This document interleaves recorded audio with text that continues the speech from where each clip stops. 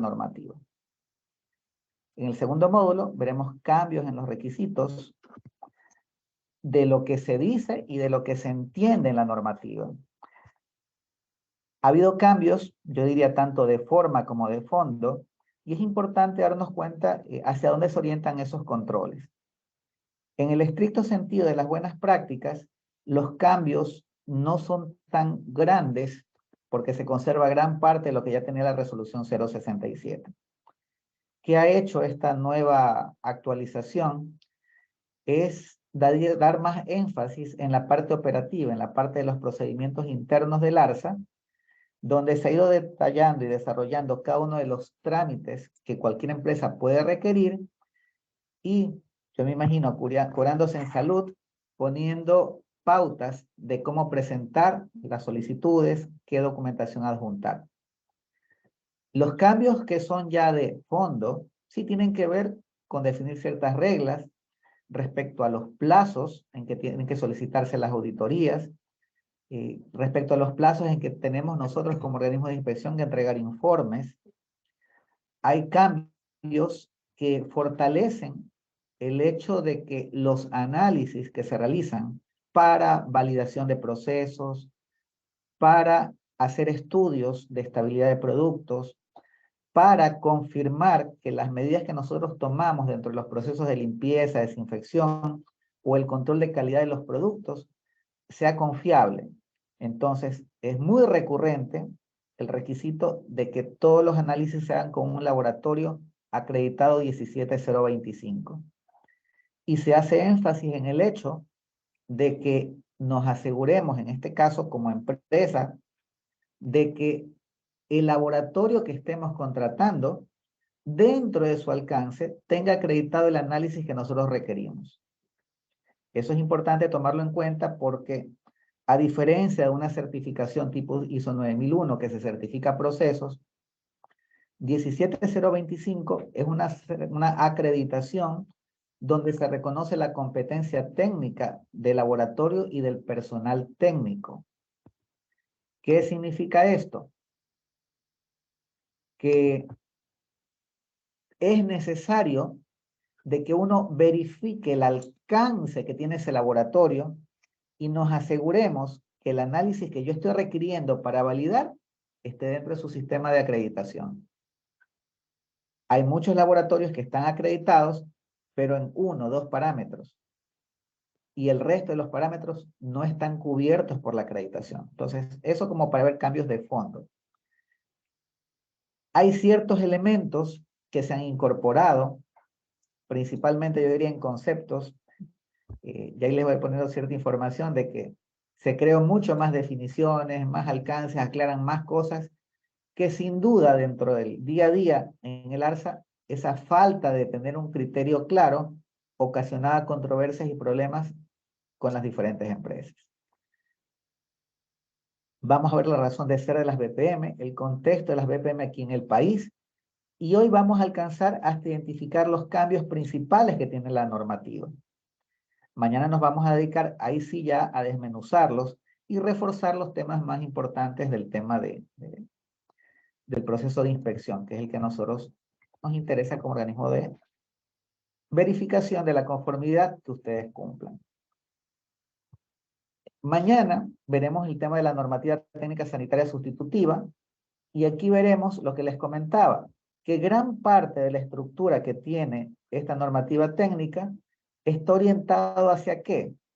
Hacia procedimientos internos que tiene la agencia, el ARSA, para tratar solicitudes de plantas de alimentos procesados, de plantas procesadoras, de establecimientos de distribución, comercialización y transporte de alimentos procesados y de alimentación colectiva. El cambio aquí es tan radical de que la estructura central de esta normativa se orienta como que fuese un manual de procedimientos de qué hacer en el día a día. ¿Y dónde están los requisitos técnicos? Están en los anexos. En el anexo 1 están las BPM para plantas que procesan alimentos y en el anexo 2 están los requisitos ¿para qué? Para los establecimientos de alimentación colectiva. En el módulo 4, ahí vamos a ver, bueno, ya revisamos los cambios, ya les he dicho que los cambios no son tan dramáticos, son cosas puntuales las que cambian, pero ¿eso qué implica para un sistema de gestión de buenas prácticas de manufactura? Significa que es necesario tener una transición. Dentro del alcance que tiene esta normativa, da un periodo de 6 meses para hacer esa transición. No es la primera vez que ARSA emite resoluciones donde saca una resolución que deroga a otra que está con todas las empresas certificadas. ¿A qué me refiero? Cuando uno revisa justamente la resolución ARSA de 2022-016 AKRG, dice que deroga la resolución 067. Entonces, ¿eso con quién creó conflictos? Con el SAE. Porque todos los organismos de certificación y de inspección están acreditados bajo la resolución 067. Entonces, normalmente esto ya había pasado algún momento cuando cambió de la resolución 042 a la 044, después la 044 a la 067 en ARSA, donde se dio de baja una resolución y como quedaba un vacío legal. Bueno, ¿y qué se certifica que en este tiempo? Entonces, en diciembre apenas ya se hizo formal el tema de la resolución de ARSA, se han venido manteniendo diferentes reuniones con el SAE, justamente para evaluar los cambios. La conclusión es que los cambios no son trascendentales desde el punto de vista de estructura de un sistema de gestión. Es muy diferente cuando hay cambios que son dramáticos, donde toca prácticamente rehacer el sistema de gestión y acreditación. Entonces, el ARSA, en este momento el SAE conversó con el ARSA, ha conversado con todos los organismos que estamos acreditados y estamos a la espera de una respuesta de consenso, que tentativamente va a ser de que va a ser más una verificación documental, hasta lo que hemos visto porque los cambios no son tan grandes. Entonces, a eso lleva el hecho de que tengamos que hacer un plan de transición, donde se identifican los cambios, que es lo que vamos a aprender a ver en este curso, y elaborar nuestro plan. El plan, lo mínimo con que empieza, con lo que están haciendo ustedes el día de hoy. Si yo quiero organizar mi empresa y prepararme para la auditoría bajo la nueva normativa, ¿qué me toca? Oye, ¿y cuáles son los cambios? Inicia con una capacitación. Una vez que el personal recibió la capacitación, ¿qué hay que hacer? Toca hacer una evaluación, generalmente una evaluación interna. Ustedes la llamarán una auditoría interna, la podrán llamar una auditoría de diagnóstico, donde empiezan a comparar el efecto de esos cambios en su sistema de gestión, si el sistema ya está implementado. Entonces, identifican esos cambios y se proponen acciones para corregir, para resolver si yo hubiese detectado un incumplimiento. Si no hay incumplimiento, simplemente, ¿qué nos tocará? Probablemente actualizar documentos, requisitos legales, actualizar formatos, referencias. ¿Qué pasa si yo, por ejemplo, no he estado enviando a hacer mis controles de validación de limpieza y desinfección, validación de los procesos productivos, los envío a hacer un laboratorio que está acreditado 17025, pero el momento que yo empiezo a ver que yo envío a hacer 10 análisis, 2 están acreditados y 8 no. ¿Qué acción tomo allí? La primera opción es que yo debería buscar un laboratorio que tenga la mayor cantidad de análisis acreditados. Y la primera opción que yo debería tomar es aquella que me da más solvencia técnica. Puede darse la situación que encuentro ese laboratorio y yo tendría que cambiar de proveedor y enviar a hacer mis análisis a un laboratorio que cumpla la competencia. Esa es la situación ideal. Pero dependiendo del sector en el cual ustedes se desenvuelvan, puede que ocurra que precisamente en el sector que yo estoy no hay muchos laboratorios acreditados. Y el laboratorio que me hace los análisis sí tiene un parámetro, pero los otros 8 no están. ¿Qué toca hacer allí? Bueno, toca conversar con el laboratorio, toca revisar. Normalmente los laboratorios, ¿por qué no se acreditan en todos los parámetros? Porque mantener una acreditación es costoso. Necesito materiales de referencia, hacer intercomparaciones con laboratorios a nivel internacional. mantener estándares para todo y eso cuesta. Entonces, si el laboratorio considera que el volumen de esos análisis no es significativo, por una decisión económica reduce su alcance. Pero eso no significa que no cumpla con los requisitos 17025 en los otros parámetros. Lo que no se ha hecho es acreditar. Entonces, uno podría cubrir esa brecha si no tengo un laboratorio acreditado, digamos, en el país, y no puedo mandar al exterior porque los costos se disparan. Yo podría solicitar que el laboratorio se haga una autoevaluación o ustedes piden que se le haga una evaluación 17025 con fines de confirmación de que está aplicando los mismos procedimientos generales, pero con la diferencia de que no está acreditado. ¿Me resuelve eso el problema? Sí. Y ya tomó una acción. Ese es el tipo de medidas en el plan de transición. El efecto de los cambios y los plazos de cumplimiento va a ir de la mano con lo que dice la resolución ARSA 016. ¿Por qué? Porque aquí dio 6 meses desde que fue emitida. Entonces, este momento les voy a compartir en el chat el documento para que ustedes lo tengan a la mano. Igual a lo largo del curso, yo voy a ir compartiéndoles información técnica que generalmente es importante, incluso para los talleres y actividades que vamos a realizar, es fundamental contar con eso. Entonces, yo les voy a ir compartiendo las diferentes resoluciones. Les voy a compartir la 067, que ustedes ya la tienen. Técnicamente, esta resolución está derogada, pero vale la pena que la tengan. Les voy a compartir la resolución, la 16016, que es la que emitió el ARSA en el año 2022, y les voy a remitir la resolución 2023-003, donde el ARSA en enero ya actualizó esa normativa cambiando procedimientos internos. Por si acaso, déjenme verificar si no tengo abiertos esos archivos porque a veces no se comparten. Sí, sí lo pueden haber visto. Sí, los pueden descargar y de todas maneras, a través de nuestro personal de soporte, se les hará llegar los correos electrónicos, los mismos documentos para que ustedes los tengan disponibles. ¿Por qué es importante tener esta información a la mano? Porque es nuestro punto de referencia para todo lo que necesitamos implementar y actualizar. Es parte del control documental que se nos va a pedir que mantengamos dentro de la empresa. Entonces, vamos a ir trabajando sobre ese documento sobre la marcha. Entonces, parte de este desarrollo del taller el día de hoy es hacer un breve como recordatorio de ver de dónde viene el tema de las buenas prácticas de manufactura. Bueno, aquí les voy a compartir un video en un momento, pero el propósito justamente es que nos demos cuenta que si bien es cierto, en los últimos 100 años, todo el proceso de normativa en cuanto a control de calidad, seguridad alimentaria y inocuidad alimentaria ha venido siendo liderado en algunos casos por la FDA, en otros casos por la Unión Europea, otros casos por Japón, dependiendo del mercado al que ustedes estén orientados. Y uno pensaría que el tema de los alimentos y su control es algo nuevo, pero ocurre que no.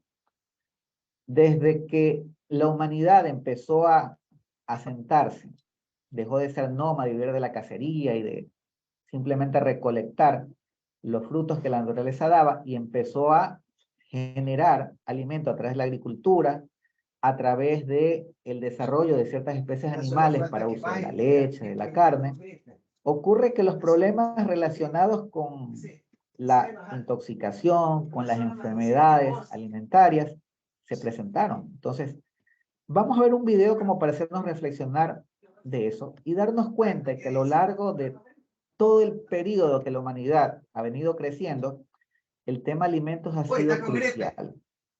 ¿Por qué? Porque estamos en una sociedad actual donde nosotros damos por hecho que las cosas son simples, son fáciles, son sencillas, porque vamos al supermercado, vamos donde nuestro proveedor y tenemos una gama amplia de alimentos. Sí, estamos en una época de gran abundancia. Si ustedes retroceden 1000, 2000 años hacia atrás, ocurre que gran parte de la actividad y el tiempo que dedicaba el hombre se iba a ¿qué? En proveerse de alimentos. Entonces, sí vale la pena recordar ese tipo de situaciones y vamos a ver un breve video justamente como para hacernos reflexionar al respecto. Permítanme abrirlo y ahí lo comparto.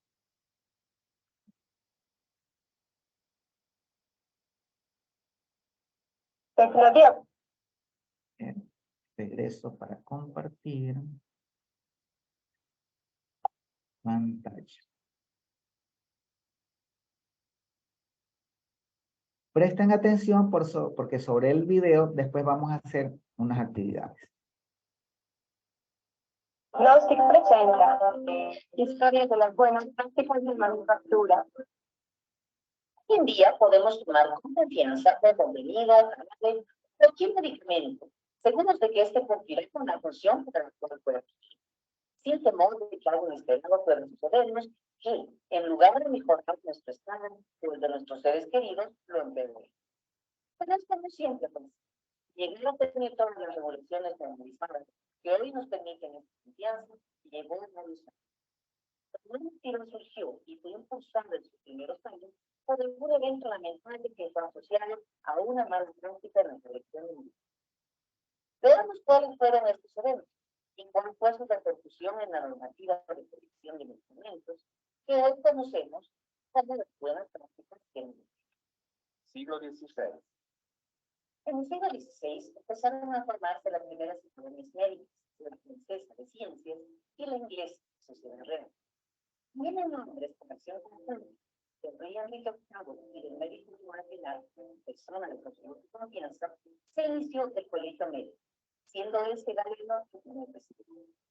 Se trató de que monjes y letrados, empíricos y charlatanes de toda clase, y este colegio médico ejercía funciones más como Ministerio de Salud, ya que controlaba el ejercicio de la profesión y prohibía el curativismo, supervisaba honorarios y reglamentaba profesiones afines a la medicina, como la de los farmacéuticos, estableciendo los límites del ejercicio de cada uno de estos cuerpos profesionales.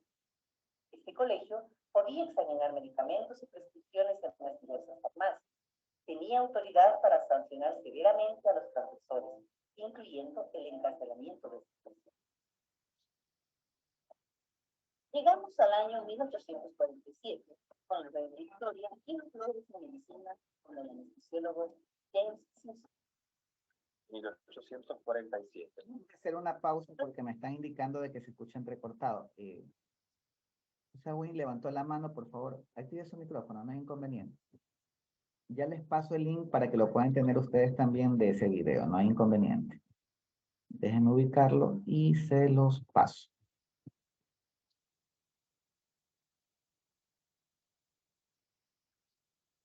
Un momentito.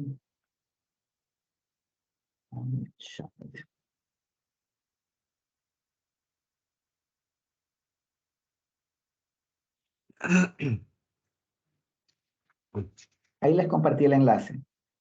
Les voy a reanudar lo del video, pero ya está compartido el enlace y cualquier video que les pase, vamos a hacer lo mismo para que ustedes lo puedan descargar en sus plantas y replicar sus programas de capacitación. En 1847, por un siglo, los británicos estuvieron muy entusiasmados con un anestésico, el cloroformo, un anestésico de la red. El obstetra escocés James Simpson y el anestesiólogo John Snow durmieron a la reina Victoria durante su octavo parto. El cloroformo es notoriamente alto y cardiotóxico, por lo que causó muchas muertes durante y después de las intervenciones quirúrgicas. Siendo este de lo más agradable que el éter y el inflamable, aunque su mortalidad es 5 veces mayor que la de burros. Un libro inició un movimiento que cambiaría la forma en que se regula la pureza de los compuestos y la manera de etiquetar. 1905, 1906. Un evento conocido como el Gran Premio Americano de la serie editorial Collier Y La Selva, novela de Pablo Sinclair, sobre los mataderos de Chicago, forma parte de los llamados informes amarillistas de los medios que destacaron gran cantidad de anomalías en la preparación industrial de alimentos y en los tiempos actuales se ven difícilmente por el punto de vista. Theodore Roosevelt y Wiley, del Ministerio de Agricultura, tomaron como bandera el control gubernamental de los industriales y los comercializadores. Se crea una de las primeras agencias regulatorias del gobierno, conocidas hoy como el FEDER. Se aprueba la ley de alimentos y drogas. Esta ley es legal del gobierno de alimentos adicionales. La ley requiere que los ingredientes sean declarados por el gobierno de los medicamentos y el alcohol encima. Se preocupa básicamente de la pureza de los compuestos, más no de su eficacia, seguridad y restricción en el. Una condición de ingredientes con una regulación de medicamentos puede ser un error, como se vio en los años 30. 1937, 1938. En Estados Unidos se vivió una tragedia. El medicamento fatal es trazado a un elixir.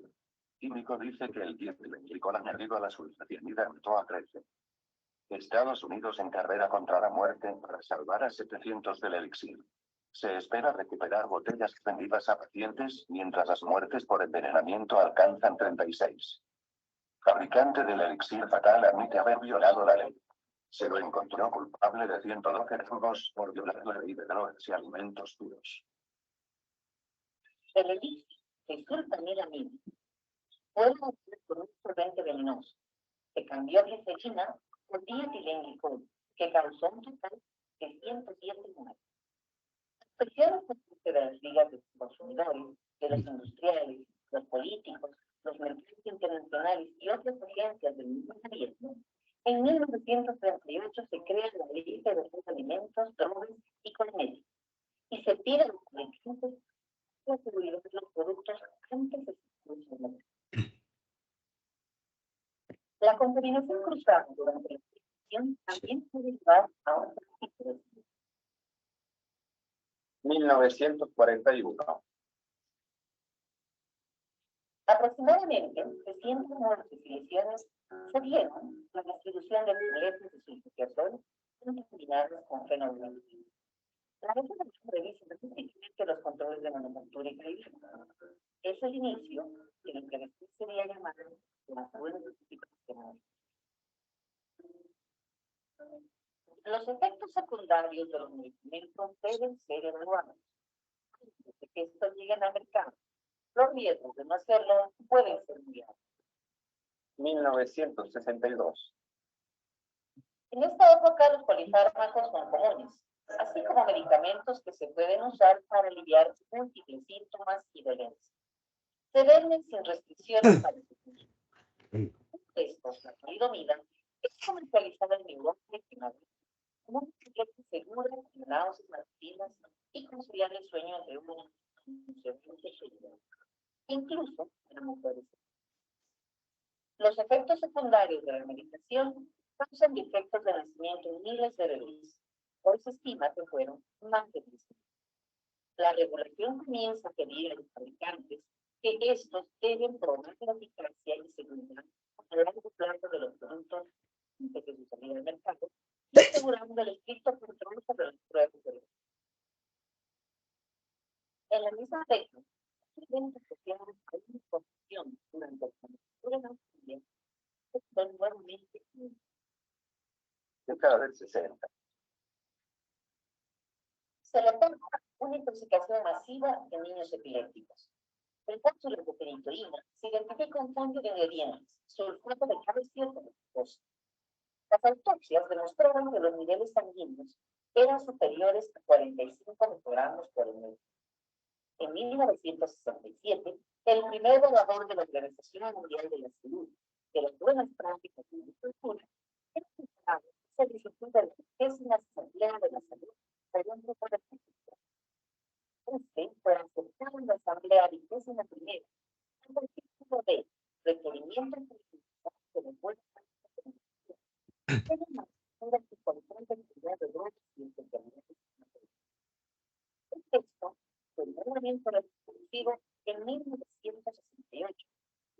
conclusiones de un comité de expertos de la Organización Mundial de la Salud. En 1969, en el informe 22 del Comité de Expertos de Especificaciones para Preparaciones Farmacéuticas, se establecen las buenas prácticas en la manufactura y control de calidad. La normativa para asegurar la calidad de los medicamentos por sí misma es insuficiente. Realmente, es la responsabilidad de los fabricantes asegurar que productos de calidad estén en el mercado. La calidad en el proceso de manufactura y el control de clientes es asegurar al usuario profesional y al consumidor final que cada lote de producto cumple con los estándares europeos, con los lineamientos etiquetados y cumple con todos los requerimientos de cada empresa debe ser una dedicación total y construir la calidad de la Esta dedicación se ve reflejada en el apego al cumplimiento de las buenas prácticas de mercado.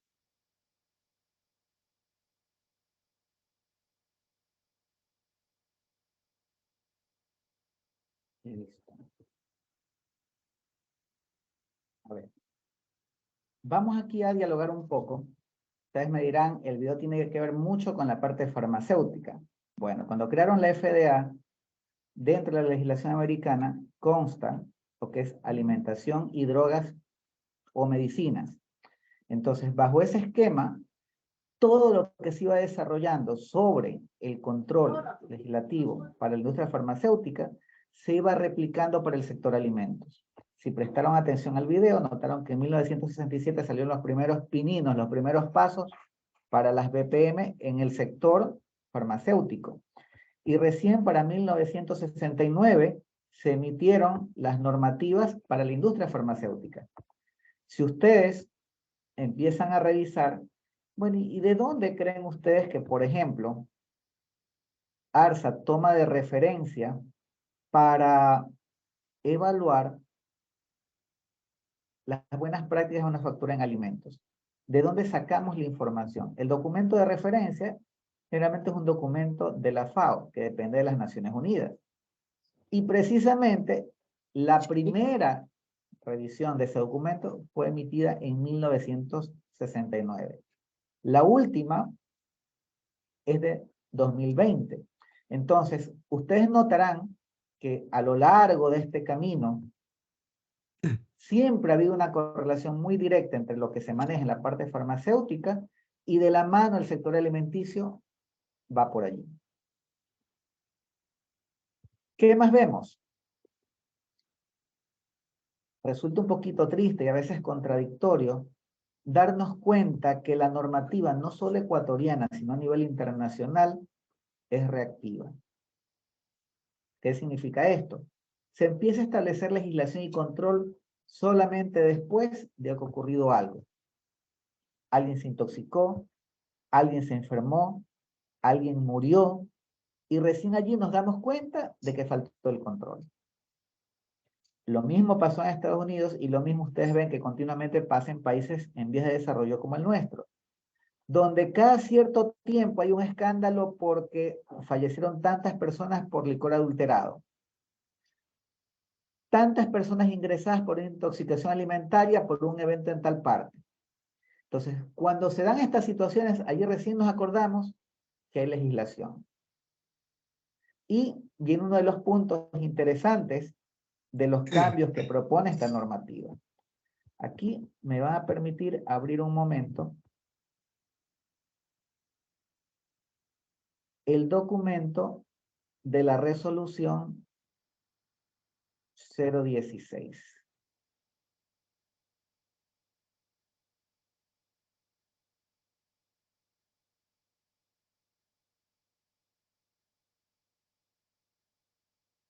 Déjenme dejar de compartir para compartirles el documento. Vamos con este. Entonces, este es como para hacer un poquito de historia y darnos cuenta cómo se maneja la legislación en nuestro país. Cuando la resolución 067 fue emitida en el 2015, cuando se hablaba de el alcance, hacia dónde está dirigida,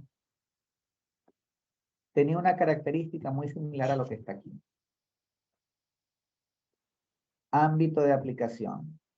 La presente normativa técnica sanitaria aplica a todas las personas naturales o jurídicas, nacionales o extranjeras, que se relacionen o intervengan en los procesos de fabricación, producción, elaboración, preparación, envasado, empacado, maquila, transporte, almacenamiento, importación, distribución y comercialización en territorio ecuatoriano de alimentos procesados para consumo humano, así como a los establecimientos de alimentación colectiva.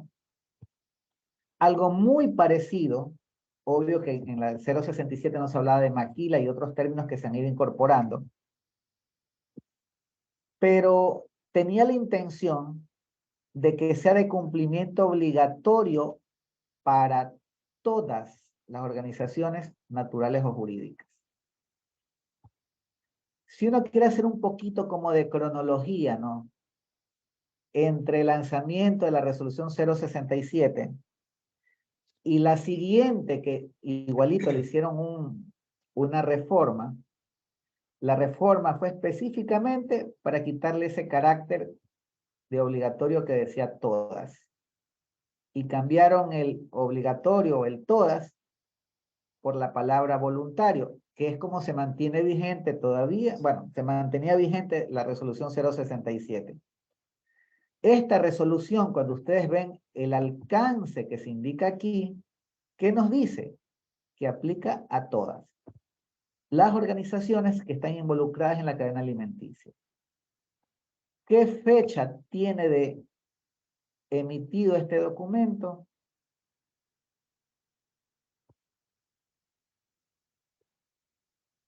Parece que es 22 o 16 de diciembre. Ya les veo la fecha exacta.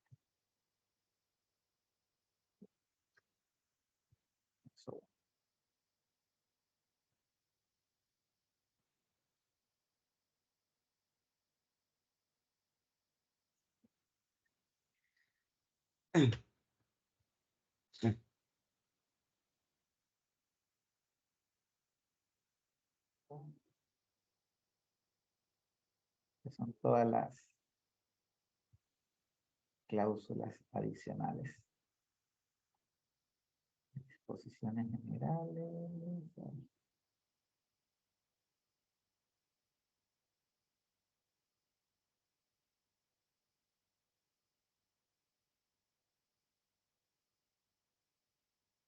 Ya, aquí está la fecha. Perdón. Dada en la ciudad de Guayaquil el 29 de diciembre de 2022. Entonces, realmente basado en los datos históricos de la resolución anterior, cuando se mantuvo la reunión con el SAIC, los otros organismos de inspección, todo el mundo está pendiente porque algo parecido ocurrió con la 067 y empezaron a salir reformas donde se empezaba a eliminar ciertas cosas que constaban en la resolución de manera obligatoria. Ya hubo un cambio, como les comenté, en el mes de enero, todavía no tocan el tema de todas, pero sí es importante que se den cuenta de que aquí puso un plazo. La normativa técnica sanitaria entrará en vigencia en el plazo de 6 meses a partir de su suscripción, sin perjuicio de su publicación en el registro oficial. Entonces, el plazo empieza a correr desde el 29 de diciembre. Entonces, primer cambio que uno empieza a notar que es importante respecto a la normativa anterior es que la última reforma de la 067 la hacía una norma de cumplimiento voluntario. Si nos basamos en lo que aquí vemos, nos está diciendo de que esto vuelve a ser obligatorio. Nuestra percepción es que hay que esperar cómo se maneja el tema a nivel de las cámaras de producción, a nivel de las entidades de gobierno, a ver si logra mantener la medida. No les extrañe que en algún momento vuelvan a emitir algún tipo de comentario en el sentido que sea voluntario. Que nos puede sonar hasta contraproducente, raro, porque Ecuador es uno de los pocos países que las BPM las pone como voluntario. Tenemos vecinos como Colombia, donde el requisito es obligatorio y siempre se trata de buscar cuáles son las normativas que a nivel internacional lideran para acoplarnos a ese esquema. Aquí en cambio se trata de poner el mínimo requisito necesario. Pero les quería hacer notar esto, ¿por qué razón? Porque aquí ya vamos a tener información que es clave que vayamos tomando nota. Yo les dije que mañana vamos a hacer un plan de transición, ¿no es cierto? Listo.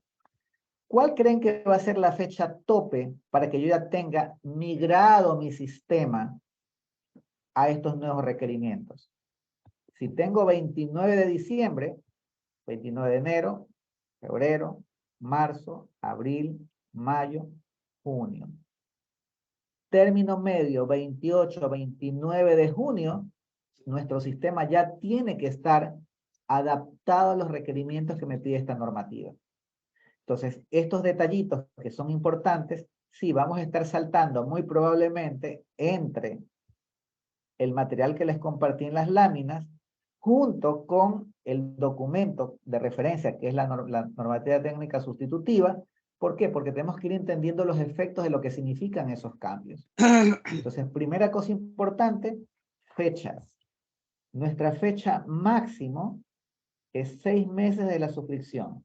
Entonces, el tope de cualquier plan de transición que nosotros hagamos, a menos que cambie el marco legal, sería 29 de junio del 2023. ¿Qué más suele ocurrir en estos periodos de transición? Salen resoluciones que amplían plazos. Déjenme revisar, si no me equivoco, aquí se hablaba de 3 años. Déjenme ver si encuentro algo por el estilo, porque aquí está. Esta es la quinta de las disposiciones establecidas. Todas las plantas procesadoras de alimentos tendrán un plazo de 3 años a partir de la entrada en vigencia de la presente normativa para adecuar sus instalaciones y cumplir con los lineamientos de las BPM establecidos en el anexo 1 de la presente normativa técnica sanitaria. Entonces, ¿por qué les hice la comparación con la resolución 067? Porque estos elementos apuntan que esto no es si quiere o no quiere. Tal como se mantiene la resolución, indica que en 3 años todas las empresas tienen que tener implementado como mínimo buenas prácticas de manufactura.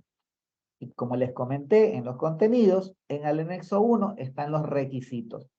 Todo el cuerpo legal de la resolución realmente apunta más a procedimientos operativos que tiene la agencia, el ARSA. ¿Para qué? Para resolver el día a día de sus actividades. ¿Y dónde están los requisitos específicos de BPM? En el anexo 1, si estamos hablando de plantas procesadoras, y en el anexo 2, si somos un establecimiento de alimentación colectiva, como un catering, restaurante, un comedor de una empresa. Entonces, esto sí es muy importante que se tome en cuenta. Ahora, cuando ustedes ven estos plazos, ¿a quién le están dando el plazo? Si me dice únicamente anexo 1, ¿a quién le están estableciendo el plazo? ¿Qué me dice don Christopher Baco? ¿Qué opina? A las plantas procesadoras. Correcto, a las plantas procesadoras. Yo tengo una pregunta con respecto a eso. Dígame, Cristian. En esta transición, las auditorías que estaban planificadas antes del mes de junio, que es lo que estamos explicando justamente, ¿qué van a pasar con esas auditorías? ¿Se van a mantener con la 067? O, bueno, ¿se va a auditar en base a la 067 o se va a esperar la transición para auditar con respecto a la 016? Muy buena pregunta la tuya, Christopher. Fue lo mismo que le preguntamos al SAE nosotros cuando tuvimos las reuniones. Y el tema es claro. Todos los organismos, ¿qué tienen? Tienen acreditado su sistema para evaluar la 067. Y nos están diciendo que esta normativa entra en vigencia después de 6 meses. Si de aquí a junio te toca tu seguimiento, la respuesta fue clara.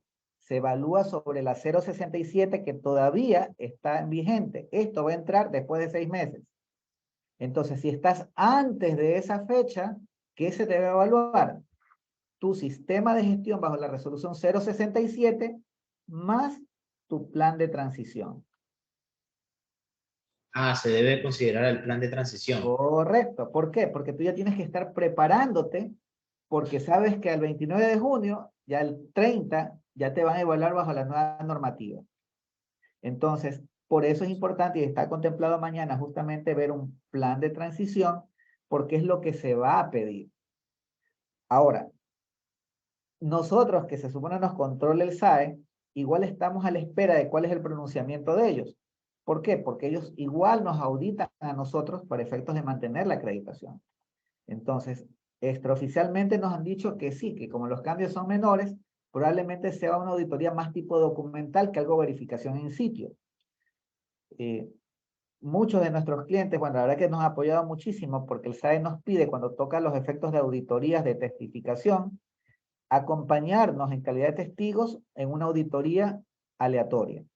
Entonces, sí hemos tenido clientes que nos han apoyado y han recibido a las personas del SAE mientras evalúan no a la empresa. Ellos lo que están evaluando es cómo nuestro inspector realiza el proceso de verificación. Entonces, lo que nos dijo en este caso el SAE es simple. A ver, hay que tener el plan de transición y se evalúa eso hasta que esta normativa entre en vigencia. Y mientras tanto, ellos van definiendo el nuevo esquema. Cada vez que alguien quiere acreditarse, el SAE primero tiene que aprobar su esquema de acreditación. Y eso, igual que a nosotros, hay que hacer un plan de transición, cumplirlo, evaluar los riesgos, establecer los controles y recién ahí se va y se verifica. Espero que con eso te haya quedado satisfecha la pregunta.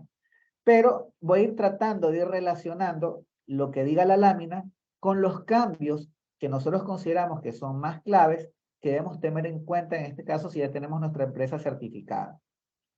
Ahora, ¿qué pasa? Yo tenía el caso, por ejemplo, de nuestro compañero Giovanni Freire, que él es consultor y recién está implementando un sistema de gestión.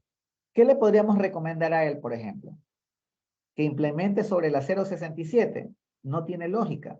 ¿Por qué? Porque cualquier cosa que le pongamos sobre la 067, eso ya está derogado. En esta transición, si él quiere desarrollar un sistema de gestión nuevo, ¿cuál es nuestra propuesta? Hazlo sobre este marco legal vigente. ¿Por qué? Porque si trabajas sobre el anterior, te tocará hacer un plan de transición adicional. Cuando lo lógico es, síguelo manejando bajo el requerimiento, porque ya hay un plazo de que esto entre en vigencia. Entonces, esos aspectos sí es importante tomarlos en cuenta. Y si alguno de ustedes está, como Víctor, en el campo de la auditoría, de organismos de certificación o de verificación en buenas prácticas de manufactura, o se desempeña como consultor, es el tipo de respuestas que tenemos que darle a nuestros clientes para que tomen las decisiones más adecuadas para que su sistema camine. Dígame. Tengo una consulta. Lo que no me quedó claro es, las empresas que procesan alimentos, hay algunas plantas que no están certificadas BPM. ¿Estas deberán certificarse BPM o no sigue siendo obligatorio ese requisito? Mientras esta resolución esté en firme tal como la estamos viendo, tienen 3 años para que esto se vuelva obligatorio. Lo que les estoy mostrando es parte de las... O sea, que deberían empezar el proceso de certificación. Correcto. Ahora, conociendo a nuestra cultura empresarial, ¿cuándo creen que va a empezar? Están ahí 3 meses antes del 2026, recién ahí empezarán. Pero, ¿cuál es el propósito de estas capacitaciones que están ustedes participando? El marco legal está. La vez pasada lo dieron de baja y por eso dejaron como voluntario, pero realmente la presión a nivel internacional, la Comunidad Andina de Naciones, es muy fuerte. ¿Por qué razón? Porque Ecuador es el único país que sigue insistiendo en que esto sea voluntario y realmente nos resta competitividad, cuando debemos estar buscando estándares más altos. Entonces, ese tema sí es importante que se tome en cuenta. Entonces, vamos a ir saltando tal vez ese tipo de situaciones, porque sí necesito que vayan viendo los efectos que eso significa. Bueno, retornemos a la presentación.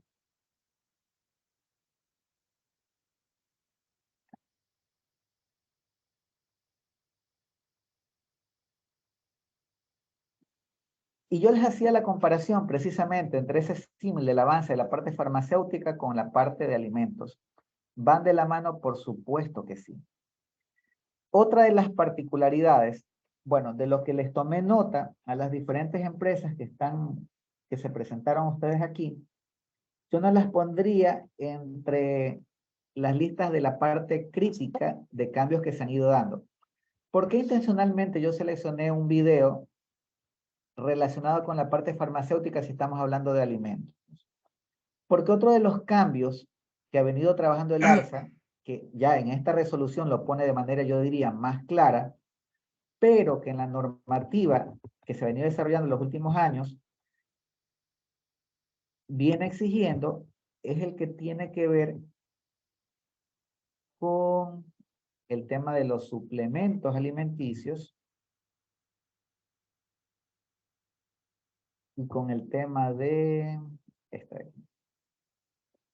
esta categoría 15, suplementos alimenticios, y la otra categoría que es crítica es alimentos para regímenes especiales.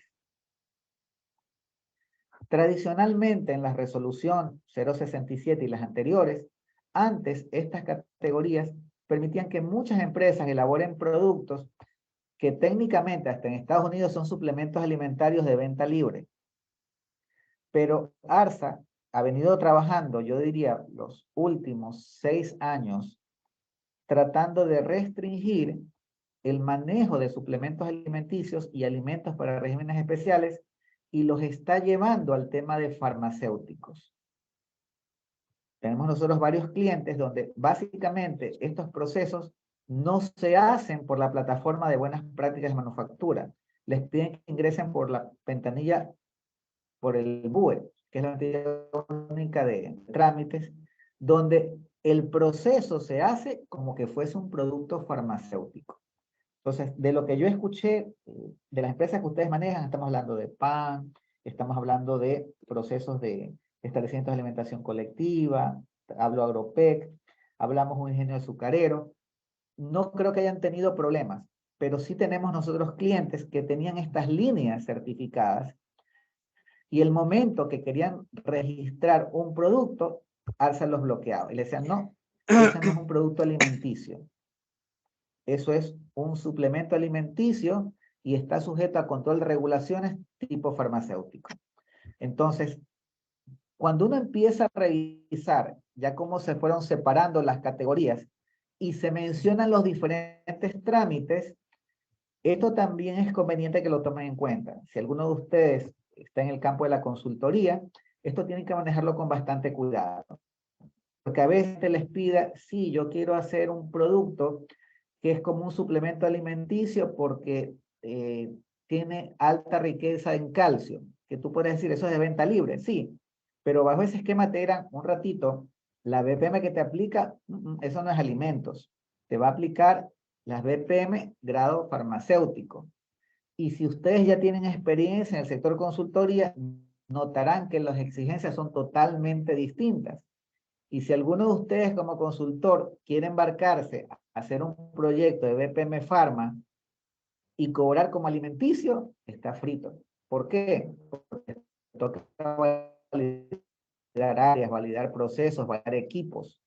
Les toca hacer una serie de análisis de laboratorios que no son baratos y generalmente el cliente se asusta. Entonces, ¿esa situación está ocurriendo? Sí. Entonces, ¿qué se hizo con esta resolución? Poco más venir dándole soporte a lo que han venido trabajando en los últimos 4 o 5 años, con un esquema de ir restringiendo el segmento de suplementos alimenticios y alimentos para regímenes especiales, orientándolos al campo farmacéutico.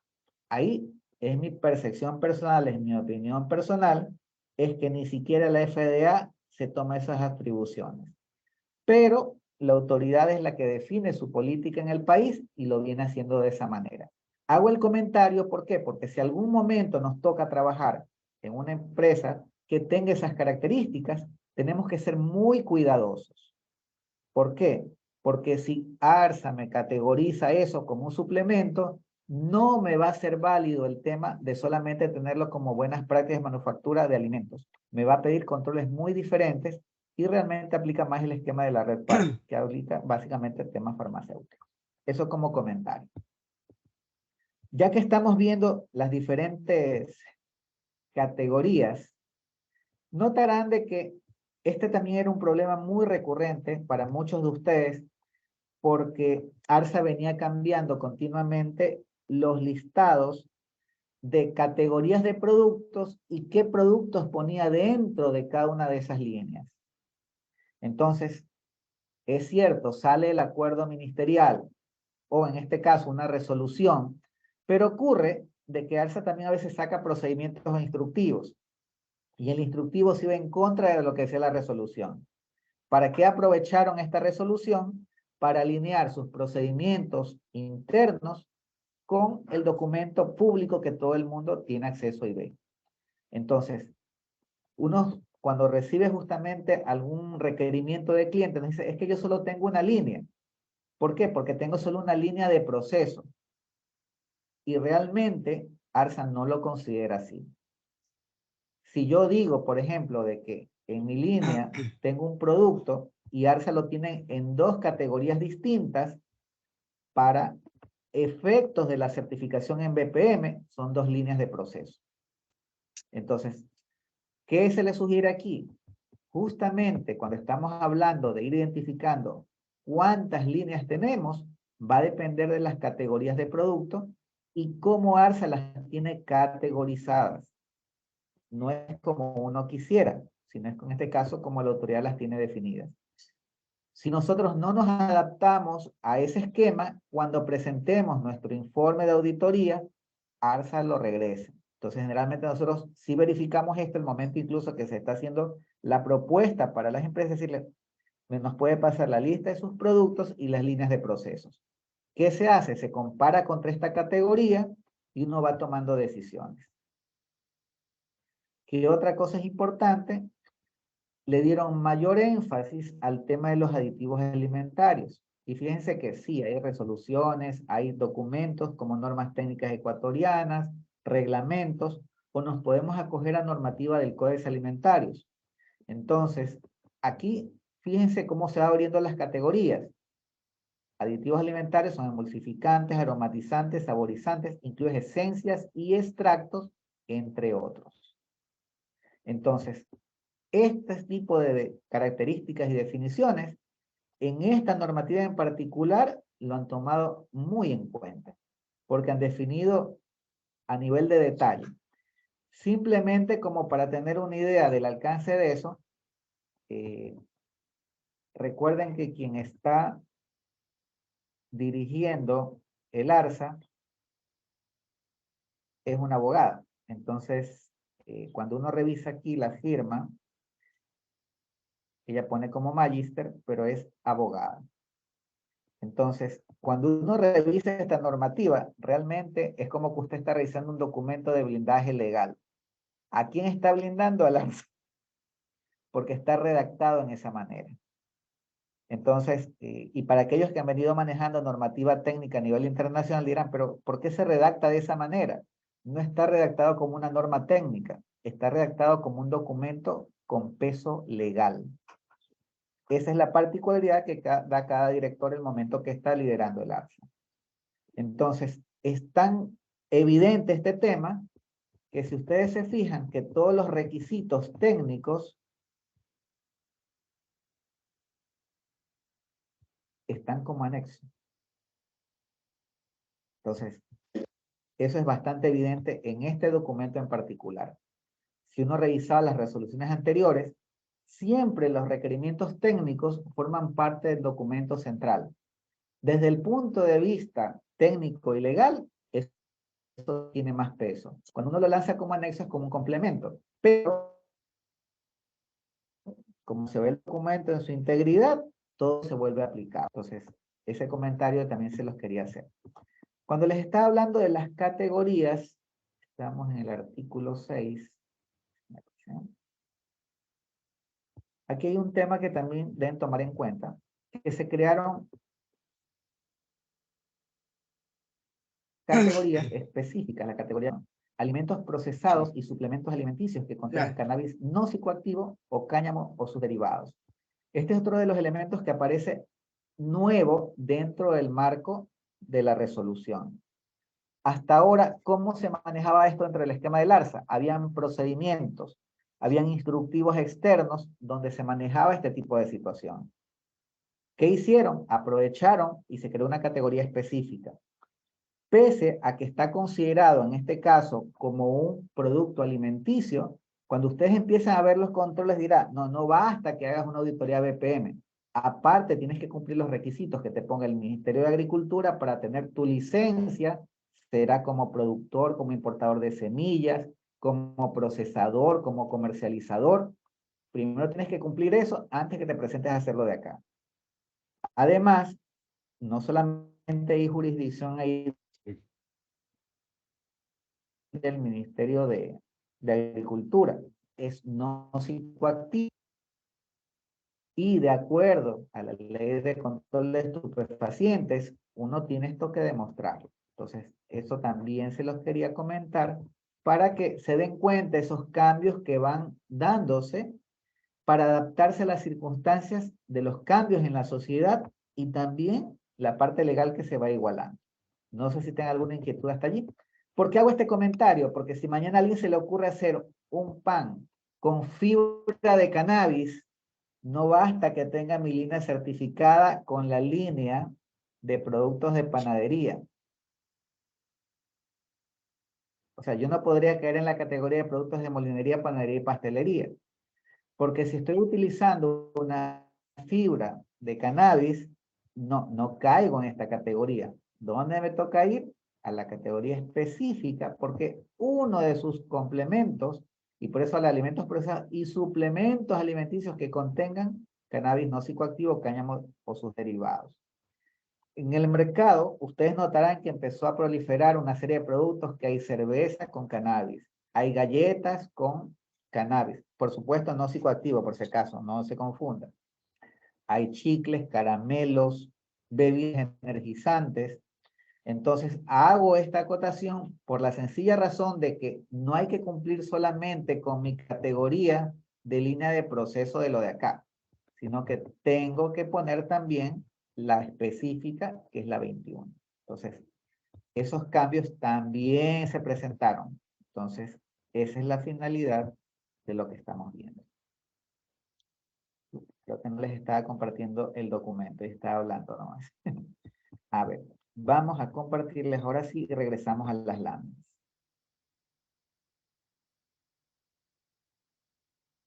Entonces, hemos hablado ya de cosas interesantes relacionadas por qué ha ido cambiando la legislación y adaptándose. Bien. Veamos la siguiente lámina. Todos ya tienen un concepto, incluso cuando indicaron su experiencia y si conocían del BPM, más de uno de ustedes nos dio una explicación magistral de lo que son las buenas prácticas de manufactura.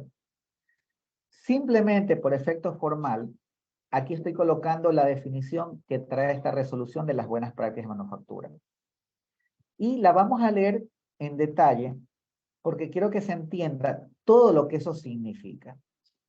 Es el conjunto de condiciones sanitarias, medidas preventivas y prácticas generales de higiene en la manipulación, preparación, elaboración, maquila, envasado, almacenamiento, distribución y transporte de alimentos para consumo humano, con el objeto de garantizar que los alimentos se encuentren en condiciones adecuadas para su consumo y se disminuya así los riesgos potenciales o peligros para su calidad e inocuidad.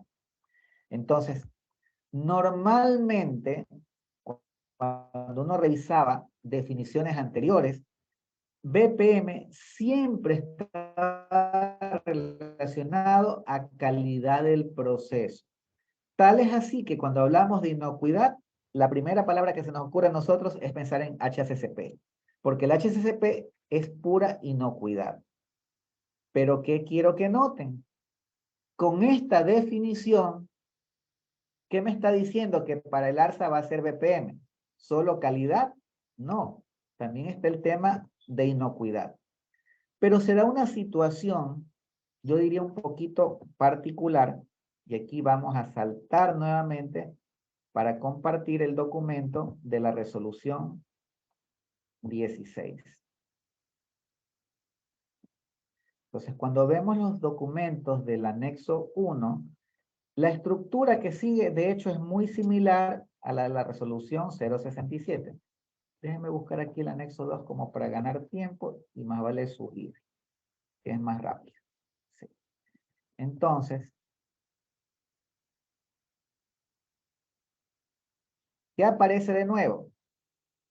Si ustedes revisaban la resolución 067, en ningún lado decía claramente retiro y recuperación de productos. Recall no tenía, ya lo incorporó. Pero lo que le quería mostrar es un poquito más arriba lo que pide. Cuando revisan la resolución 067, antes de control de paga está la parte de calidad, métodos de proceso, aseo y limpieza, un poquito más arriba. Aquí está el tema de calidad.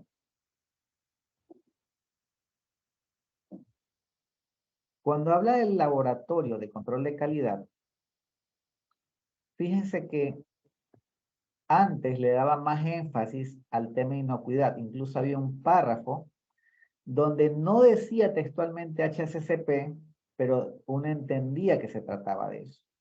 Entonces ahora queda simplemente aseguramiento de la calidad, todas las operaciones de fabricación, procesamiento, envasado, almacenamiento y distribución de alimentos deben estar sujetas a un sistema de aseguramiento de calidad apropiado. Los procedimientos de control deben prevenir los defectos evitables y reducir los defectos naturales o inevitables a niveles tales que no representen un riesgo para la salud. Estos controles variarán dependiendo de la naturaleza del alimento y deben rechazar todo alimento que no sea apto para el consumo humano. Si uno toma en cuenta lo que dice la resolución 067, que ya está obsoleta, ocurre que no terminaba el párrafo allí. Aquí les voy a dejar de compartir y voy a tratar de ver si puedo hacer más chiquita la pantalla para ponerles los dos documentos frente a frente. Permítanme un momento.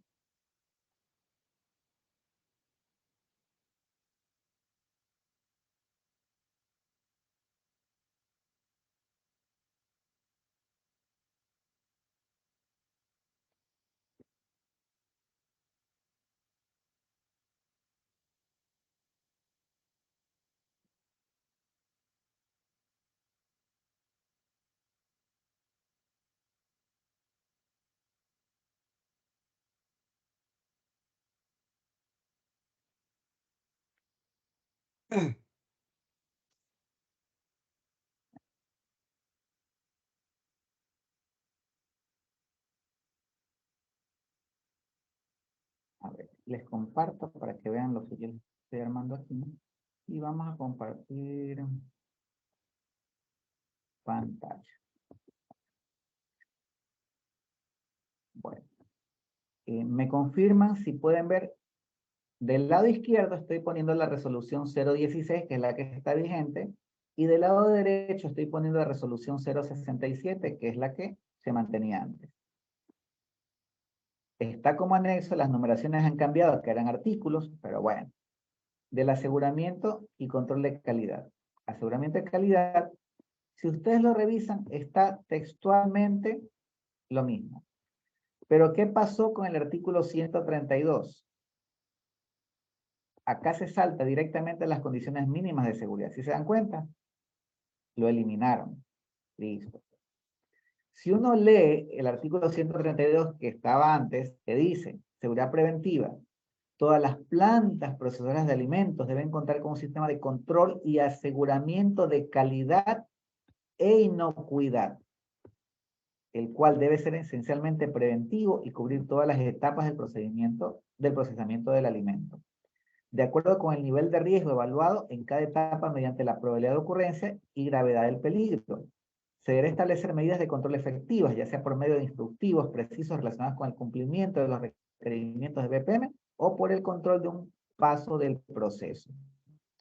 Ustedes que manejan un sistema como HACCP, aquí me lo está describiendo, pero no lo llama HACCP. Pero si me está hablando de inocuidad, Si me está hablando que evalúe riesgos en función de la probabilidad y de la gravedad, esto es básicamente un sistema de análisis de peligros y puntos críticos de control. Y después me dice las medidas para controlar en los puntos adecuados. Ahí aparecen los puntos críticos de control, los puntos de control. Entonces, sutilezas eliminaron este requisito. Sin embargo, si uno se va a la definición, aquí dejo de compartir esto, bueno, déjenme ver si puedo pasarles directamente el PowerPoint, yo creo que sí se puede. La definición que yo les ponía aquí, me avisan si se ve ahorita la definición de BPM que veíamos hace un rato, ¿sí se ve? Sí. Sí, sí se ve. Entonces, para alguien que es auditor y que digan que una planta de alimentos no haga una evaluación de riesgos, como que no tiene sentido, ¿no? Entonces, más de una persona dirá, ah, pero es que la resolución 016 no pide un HACCP y textualmente volaron el requisito. Sí. Es medio forzado, pero si nos vamos al tema de la definición que ahora considera la agencia, el ARSA, como definición de BPM, lo metió por aquí, porque habla de calidad e inocuidad. Entonces, eso quisiera que tomen en cuenta, porque para quienes están trabajando en sistemas de calidad, inocuidad y seguridad alimentaria, saben lo importante que la BPM simplemente es la base, pero uno necesita seguir avanzando en los controles, si no la situación puede crear un riesgo innecesario dentro de la planta. En todo caso, no les extrañe que más de uno dirá, no, es que no necesitas tener un HACCP ni evaluación de riesgos. Uno puede irse a la parte de la definición de lo que considera ARSA y aquí está inocuidad. Y si no tengo cómo demostrarlo, ¿cómo lo hago? Entonces, ese es simplemente como un comentario. ¿Qué también se dio? Yo les comenté de que como es un documento más, es como que fuese un manual que me describe actividades internas del ARSA. Ocurre que las definiciones crecieron una barbaridad. Entonces, tenemos muchas más definiciones que antes. Se han introducido una serie de conceptos. Algunas ya estaban. Yo simplemente aquí he puesto unas cuantas. Y no por el hecho de que sean nuevas. No, las puse más que todo es para tener puntos donde que yo elabore, dependiendo de los productos que yo maneje, van a haber riesgos mayores o menores. Entonces, aquí les quiero compartir otro par de documentos. Déjenme ver si los tengo acá. Asimismo, como para que ustedes...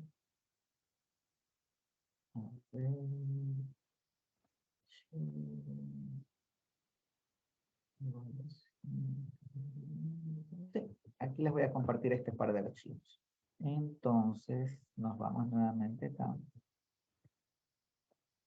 Muchas veces uno no entendía cómo es que hacía ARSA como para identificar riesgos, cómo hacía ARSA como para definir, bueno, y qué hay que hacer, o cuál es lo crítico para ellos. Entonces, había información que ellos tenían, pero a veces uno no busca o a veces simplemente no nos parecía relevante. Aquí les voy a compartir dos documentos que de hecho tienen versiones distintas, pero intencionalmente les puse las dos porque para mí son complementarias. Entonces, se las compartí una vez más al chat, esto igual se las vamos a hacer llegar por correo para que las tengan, pero este momento las voy a abrir porque quiero conversarlas con ustedes.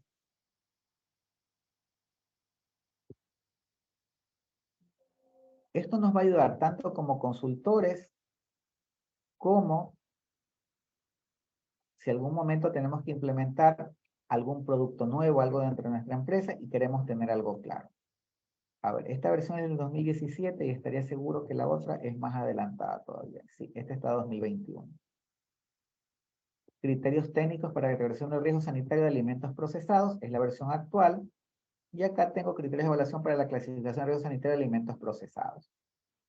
Les puse, esta es la versión desactualizada, porque una vez más, quiero que vayamos construyendo conocimiento y entendiendo de qué hablamos de riesgo, no de la perspectiva que generalmente uno la tiene dentro de su empresa.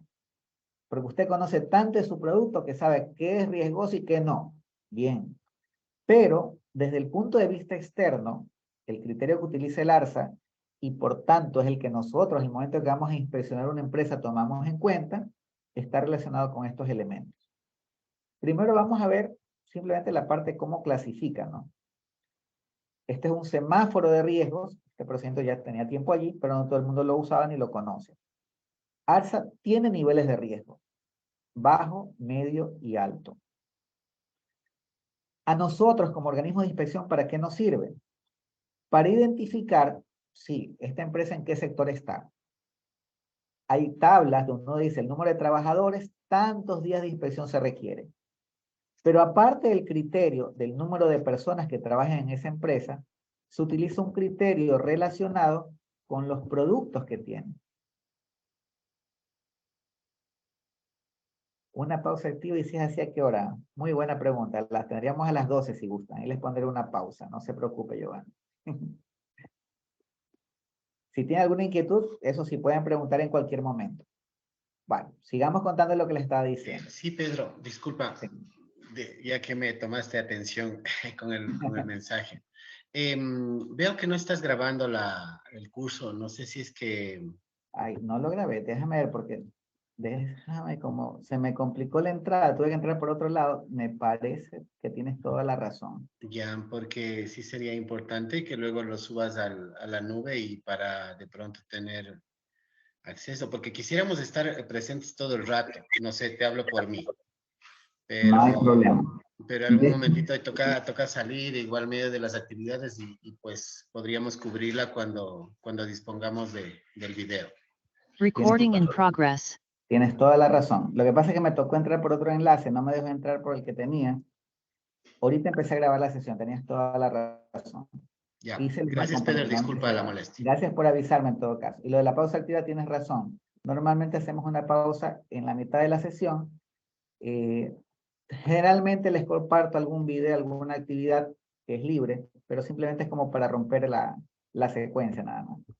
Bueno, sigamos con este documento que fue el preliminar antes de ver el actualizado.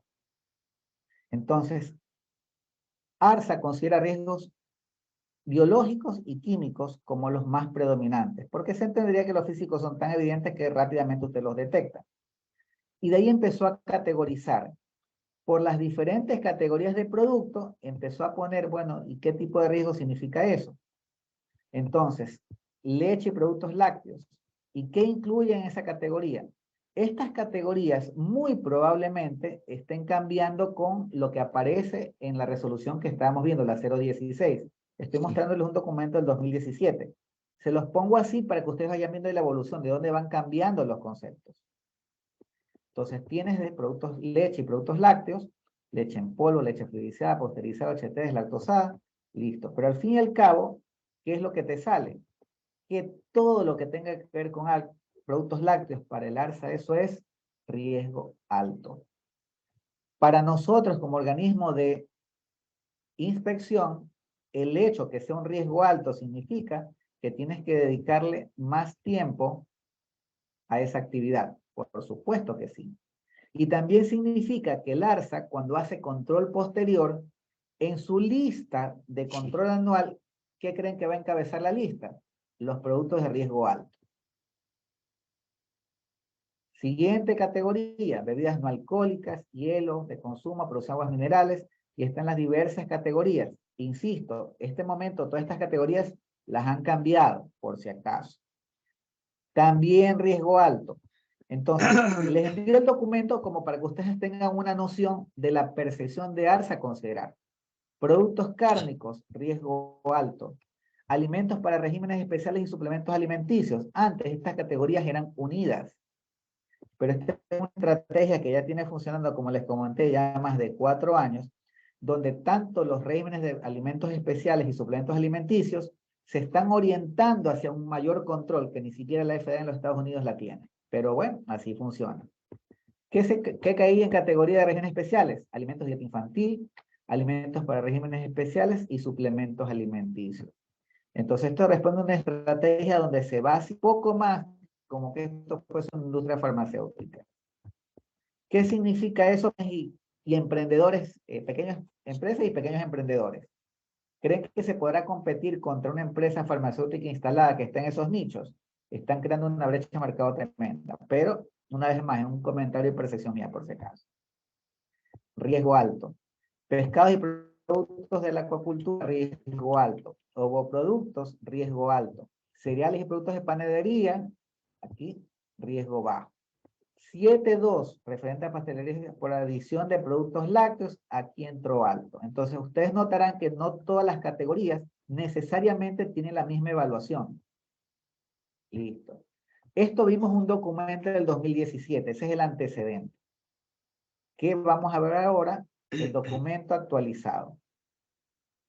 Aparece el logo de, déjame ver si está, qué tan actualizado está. A ver. Bueno, ya lo cambiaron. No lo han cambiado, mejor dicho. Acuérdense que ahorita le están quitando todo el gobierno del encuentro. Pero bueno, aquí igual se están viendo los diferentes cambios que se han dado en el documento. Y lo que nos interesa en el fondo son las categorías. Notarán de que se va haciendo con un sustento. Aparecen las categorías y estas están mucho más alineadas a lo que actualmente tenemos. ¿Que faltan cosas todavía? Por supuesto que sí. Fíjense que este documento tiene fecha 2021. Y nosotros cuando les mostraba el documento de la resolución 016 de ARSA, a ver, esta es la 16, déjenme ver, estoy en la 067. A ver.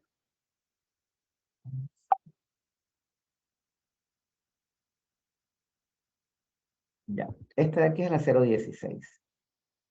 En el artículo 6 teníamos las categorías.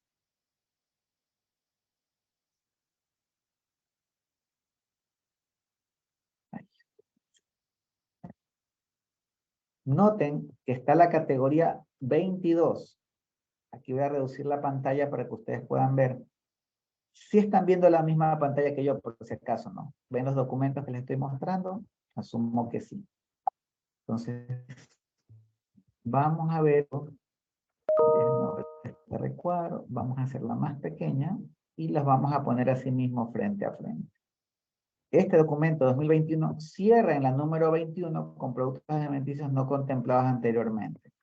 Y acá se creó la categoría de productos que contengan cannabis no psicoactivo y crearon la 22 y mandaron los productos alimenticios no contemplados anteriormente. ARSA se dio 3 meses para ir actualizando sus documentos internos con esta última resolución. Pero lo que quiero que vayan notando es cómo va evolucionando el concepto de evaluación de riesgos y categorías de productos. Tanto fue el cambio que ustedes verán lo que les comentaba acá, categorías 14 y 15, perdón, 14 y 15, alimentos de regímenes especiales y suplementos alimenticios los terminaron separando y acá eran unidos. Pero bueno, sigamos viendo la parte técnica que es la que me interesa. La parte principal sigue categorizando el riesgo bajo, medio, alto. Sigue el mismo concepto, contaminación biológica y contaminación química, y van apareciendo las formas de evaluar. Aquí ya es más evidente, las 11 categorías, todas riesgo alto. Estamos hablando de bebidas no alcohólicas, todas riesgo alto.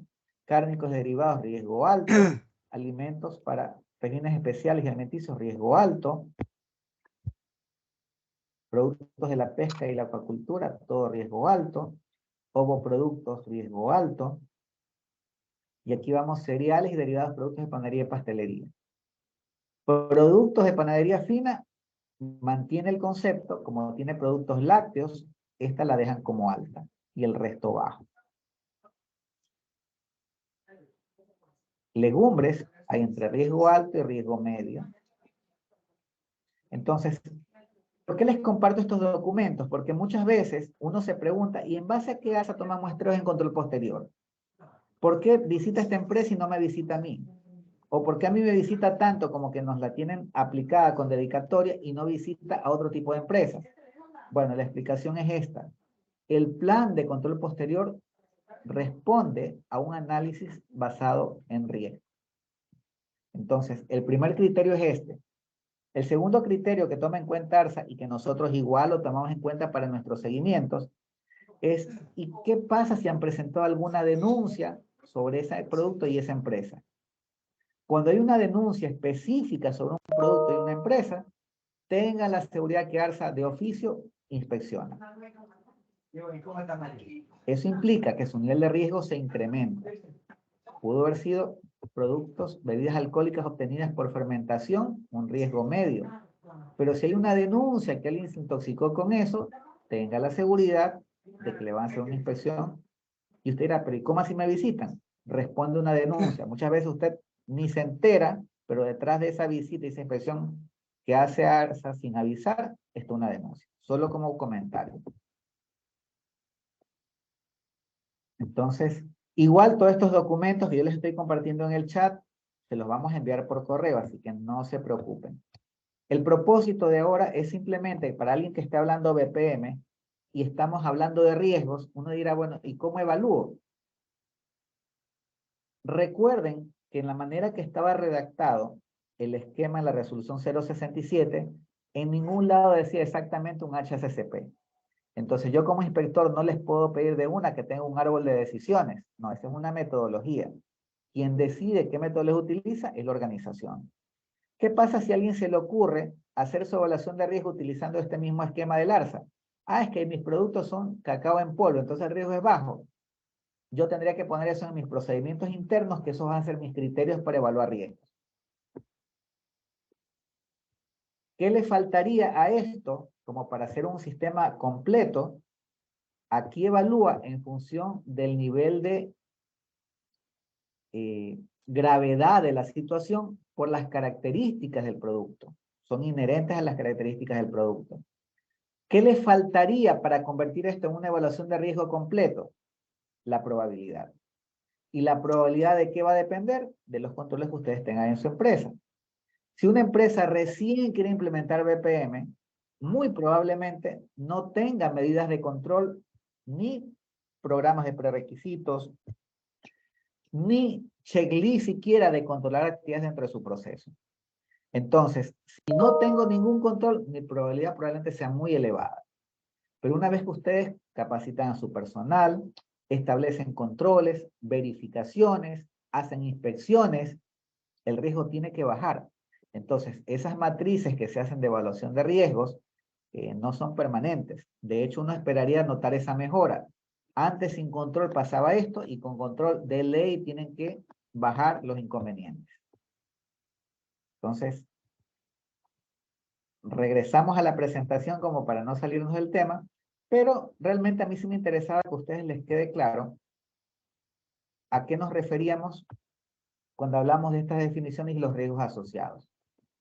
Yo les había hablado de ciertas definiciones que había seleccionado en función a su impacto sobre la calidad del producto. Para mí es clave, por ejemplo, el tema de actividad de agua. Si tenemos mayor cantidad de agua en el alimento, la probabilidad de que el producto se degrade, que se activen enzimas, que crezcan microorganismos, se incrementa. Entonces, en función de eso es determinante. Para mí fue una definición importante. Adición, enriquecimiento y fortificación. Esto, ¿por qué se los puse esta definición? Leer el contenido va a estar en la resolución. Y realmente ustedes notarán que hay ciertos tipos de los segmentos de alimentos que están sujetos a regulaciones particulares. Se me ocurre. Digamos que nosotros procesamos sal de mesa. Y ocurre que Ecuador tiene compromisos internacionales para dosificar yodo en la sal, es decir, una sal iodada. ¿Por qué? Para prevenir el bozo y enfermedades que antes eran endémicas en nuestro país. Entonces, ¿hay marco legal local que pide que se adicione, se enriquezca o fortifique un alimento? Sí la hay. Si existe el marco legal, muy probablemente existe una norma técnica ecuatoriana o un reglamento técnico o un acuerdo ministerial del Ministerio de Salud. Si existe, esto se vuelve obligatorio. Por eso les puse esa definición. Algo parecido puede ocurrir si hay, por ejemplo, productos donde yo quiero enriquecer, por ejemplo, algún cereal, si quiero enriquecer algún lácteo. O sea, si hay ese tipo de producto y normativa, en eso hay que tener cuidado. ¿Por qué? Porque al existir marco legal específico, tengo que cumplirlo. También hay opciones de audiciones obligatorias de nutrientes y obligatorias se entiende, el marco legal me exige que lo haga. Pero también hay empresas que deciden de manera voluntaria adicionar nutrientes. Entonces, para aquellos que han manejado las tablas de adición de aditivos y ciertos complementos alimentarios, notarán que no es bueno poner poco, ni tampoco es bueno poner mucho. Generalmente, todos estos productos vienen con una franja de seguridad, un mínimo y un máximo, o un tope.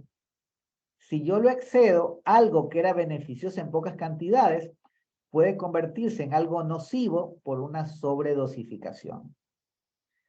Temas muy sensibles, por ejemplo, leche en polvo para infantes. Es crítico esto. Mucha de la publicidad que nosotros escuchamos, sí, el único que viene con tal producto que va a hacer que los niños, su cerebro crezca más de la cuenta y sean más inteligentes. También hay gran parte de marketing en ese anuncio, pero no es que podemos exagerar y colocar una sustancia de manera ilimitada. No, eso tiene que estar controlado. Si es voluntario, yo tendría que hacer referencia a de dónde saqué la información técnica, de dónde salió ese estudio necesario para decir que le aplico tanto. Aditivos alimentarios, igualito, ya vamos a ir revisando temas al respecto.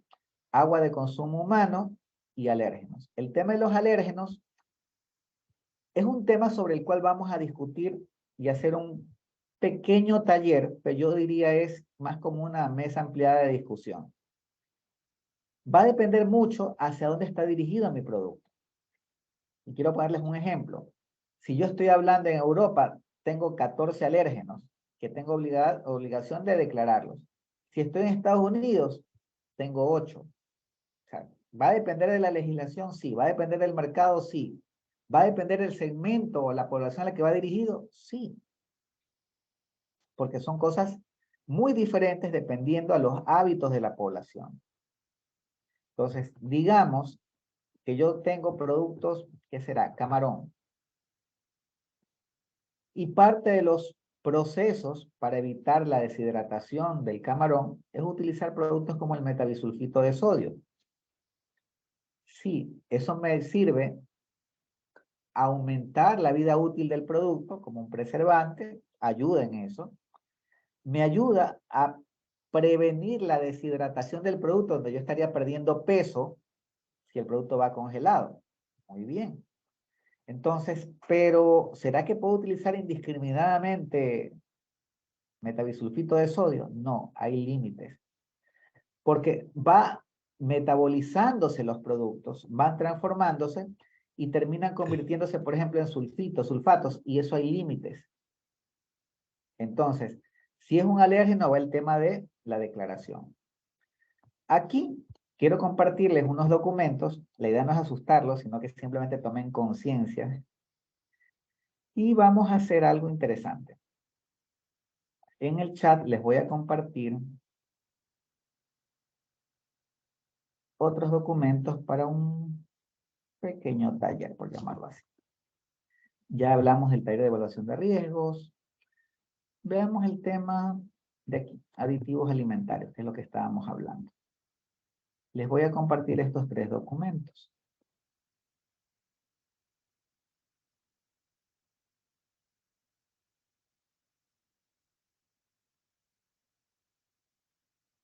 Se los vamos a abrir y ya les comento qué vamos a hacer al respecto.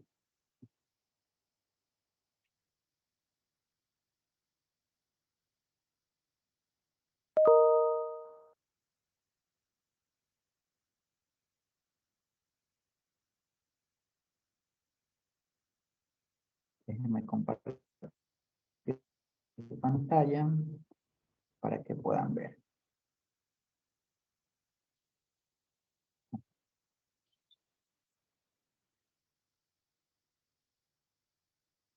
Este es un documento de investigación hecho localmente. ¿Y cuál es el tema de la discusión de lo que vamos a poner aquí? Posibles riesgos para la salud debido al consumo de aspartame. Entonces, aquí abro la discusión y quisiera que ustedes vayan comentando. Veamos el tema de los participantes. A ver, no sé si nos ayuda Alejandra Vera y nos dice, bueno, ¿y qué he escuchado del aspartame? Que si uno revisa la lista de los aditivos alimentarios, ¿es legal utilizarlo? Sí, es legal. Yo no les estoy diciendo que no. ¿Qué han escuchado ustedes? ¿Es bueno para la salud? ¿Es malo? Alejandra, ¿qué ha escuchado usted?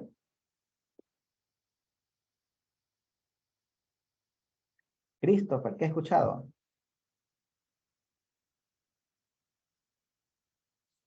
No he tenido referencia de ese. Ya, gracias por su sinceridad. ¿Puedo aportar, Pedro, si me Por permites? supuesto, Giovanni. Ya, bueno, yo hice mi tesis de pregrado de justamente la sustitución del azúcar por este edulcorante aspartame, que es considerado 300 veces más efecto. Potente. Ajá. Y claro, en ese entonces, por supuesto, tuve también de uno de mis, de los docentes que estaba en el tribunal, me hacía la observación de que es cancerígeno, que es considerado cancerígeno. Por supuesto, en altas cantidades, ¿no? Y precisamente el poder edulcorante de este compuesto es extremadamente alto, entonces lo que utilizas es pequeñas dosis nada más, ¿no? Y que estén dentro, lógicamente, de parámetros legales normativos. Pero nada más que eso. Y de hecho, yo trabajé para el Programa Mundial de Alimentos. Yo hice una modificación a la... Ay, se me va a la colada escolar. Entonces, ellos sustituyeron, de hecho, utilizaron el estudio mío para modificar. Y también se utilizó una enzima, una alfa-amilasa, para el tema de la viscosidad aparente. Entonces eran dos tesis en una. Y también la sustitución de azúcar por aspartame. Y me fue bien, la verdad me fue bien, pero en realidad considero que hay riesgo Correcto. A ver. en utilizarlo con frecuencia, ¿no? Aquí no vamos a hablar de marcas por si acaso, ¿no? O sea, simplemente comentarios.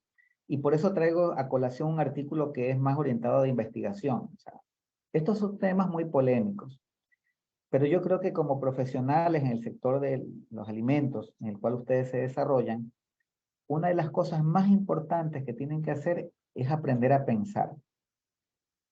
Uno a veces asume que porque la FDA lo aprueba, automáticamente eso es seguro y no pasa nada.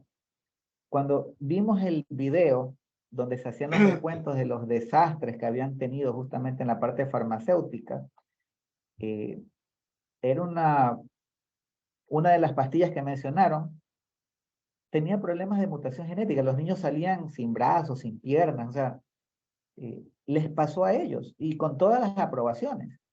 Entonces, quiero que entiendan algo de que la FDA, al igual que el ARSA, es una entidad gubernamental. Y nos guste o no nos guste, también hay bastante peso político de quien hace lobbying en las instituciones. Y a nivel internacional eso es mucho más grande todavía. Entonces, cuando uno se pone a revisar un poquito la historia de cómo se legalizó el aspartame, ocurre que fue en el gobierno de George Bush, padre, donde Dick Cheney era el vicepresidente.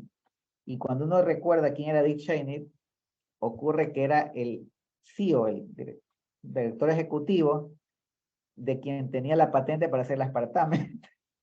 Entonces, cuando usted está en esas posiciones clave y ejerce presión política, consigue que le aprueben las cosas. Pero, ¿qué ocurre? Empieza a hacerse investigación, empieza a chequearse las cosas. Y primero empieza a hacer ruido. Y el ruido es, oye, hay gente que te dice, oye, eso puede ser cancerígeno. Eso puede hacer daño. Entonces, aquí, bueno, no hay tanto tiempo para leernos el estudio completo, pero quiero pedirles que nos vayamos un poquito a las conclusiones, ¿no? Porque esto hace una revisión de dónde sale el edulcorante, que la miel es un edulcorante, o sea, y te ponen toda una historia, y está bien. Pero uno tiene que pensar, ¿por qué se sustituye el azúcar por el aspartame? ¿Por qué se sustituye? Por costos, así de simple. Entonces, cuando uno empieza a revisar ya el resultado, no es concluyente, porque es el propósito de una investigación. La investigación es analizar. Y vamos a leer esto de aquí. Empecemos con lo de aquí. Y van a encontrar ustedes evidencia de dos tipos, que eso no les asombre, es normal que usted tenga eso. Empecemos aquí. Citas y de investigaciones realizadas al respecto. Según Januzzi y Molina en 1995, el aspartame presenta efectos secundarios neuropsíquicos, como dolor de cabeza, insomnio, irritabilidad, depresión, fatiga, vértigo, problemas visuales, gastrointestinales y menstruales. Cuando se consume en dosis elevadas puede provocar inhibición del supresor del apetito. Olnit y otros, en 1996, analizaron los datos de tumores cerebrales en Estados Unidos durante dos décadas y encontraron que se incrementaron en dos ocasiones.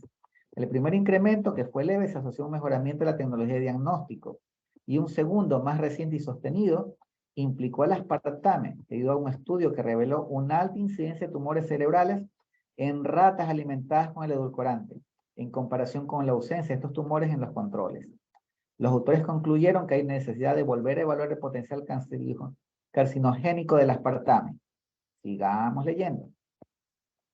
Luego de investigar el efecto de los metabolitos del aspartame, Schwartz escribió una carta al diario Western de Medicina que fue publicada en 1999, en la que sugirió una relación entre el aspartame y el aumento de cáncer de mama y de próstata. Sostuvo que el aspartame es parcialmente metabolizado a metanol, que a su vez se convierte en formaldehído. Así se acumula dentro de las células e induce el cáncer.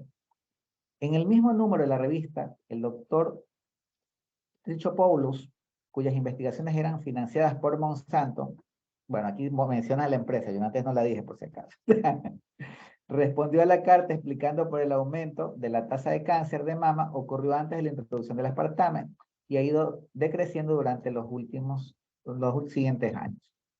Por otro lado, Suárez, Azubel y Batigalia administraron aspartame en una concentración de 14 miligramos por kilogramo a un grupo de ratas preñadas y agua a otro grupo que actuó como control. El grupo que recibió aspartame hubo reducción de los pesos promedio de la placenta y materno-fetal y en el largo del cordón umbilical y en la mayoría de los parámetros cariométricos del núcleo de hepatocitos. Se concluyó que su uso durante la gestación puede ser perjudicial para el feto. Weyrauch y Dill investigaron artículos escritos sobre edulcorantes artificiales.